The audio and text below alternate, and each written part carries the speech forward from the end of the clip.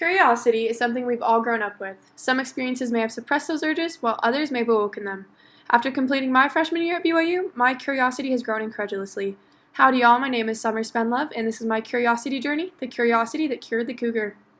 I was born the first of 8 children, so I felt obligated to always be a good example for my siblings. I got all kinds of awards in school, always got along with teachers, and was frequently dubbed a teacher's pet. However, at home, I couldn't help but question my parents' rules because I knew I was the guinea pig and rules were made as we went. I was born and raised in the Church of Jesus Christ of Latter-day Saints, which also set a foundation for my curiosity. I was always taught that questions born from righteous intent would be answered if I would simply ask. Based on that truth, I felt more comfortable questioning things around me that are important to me. I also grew up with a psychologist father, and that led me to think more introspectively on life and constantly question why people do what they do.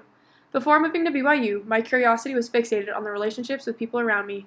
I felt that I could have a bigger impact if I focused on things closer to me. I had always dreamed of being a BYU Cougar, and my dreams were finally coming true.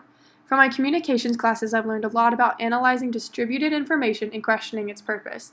This includes recognizing any ulterior motives from the original communicator. All in all, being curious is essential. I took 2 dance classes my freshman year, one of which was world dance. I interacted with many people I wouldn't have otherwise, and I learned a lot about other cultures and their values. I became increasingly curious about other cultures, and I was able to attend many performances to experience that culture. BYU also brought me all kinds of new social experiences. My curiosity grew with each person I met. I was immediately curious about any person I came into contact with and was genuinely interested in their life story and understanding if there was any way I could help them. So, I was on this high of learning. I was learning so much at school, and it was all stuff I actually cared about. I was learning more about the people around me, their passions, and the things that make them who they are. My curiosity was constantly being fed, leaving me no room to notice that it could possibly be hungry in the first place. Life was good. Then, not to be too dramatic, but the world came crashing down when coronavirus took over. My curiosity was skyrocketing, but now I didn't have my regular human interaction to feed it. The news only increased my curiosity and anxiety. I wanted immediate answers, and this sense of entitlement just further angered me. So, like any sane person, I left to San Diego for a week with my best friends. Time wasn't real and the world was different. The emptiness of the airport was haunting and I was struck with fear. Utah was even more different. There were policies in place to keep everyone safe, but there was not such a high energy of fear and panic as we saw in San Diego. I researched and researched. I reached out to friends I'd gone back home. I lived with my best friend for a few weeks, and we were able to explore more of Utah because now we had time to do so. This helped keep my unhealthy curiosity at bay, and I felt like the world was conquerable. Then, spring semester started and I was back to learning. This class opened my mind to many other cultures. I had discussions with my parents, roommates, and friends about how we perceive culture and who should decide what is truly right or wrong. I was able to open my eyes more to trying to understand others' cultures before making a quick judgment. As the pandemic continued to amplify, I used my newfound curiosity skills to research in more geographic areas than just my own. When I got the slightest bit of information, I would research it on my own accord rather than just skimming the surface. My curiosity was growing in a way that would be manageable and healthy. Recently, I was in North Virginia when the Black Lives Matter movement intensified. I was struck by a chord of curiosity and began researching. My best friend from San Diego texted me in total fear as violent protesters and fire started approaching her home. I was amazed that while she was in immediate danger, I was across the nation enjoying my vacation. When I visited D.C., I was amazed by the difference between the news and reality.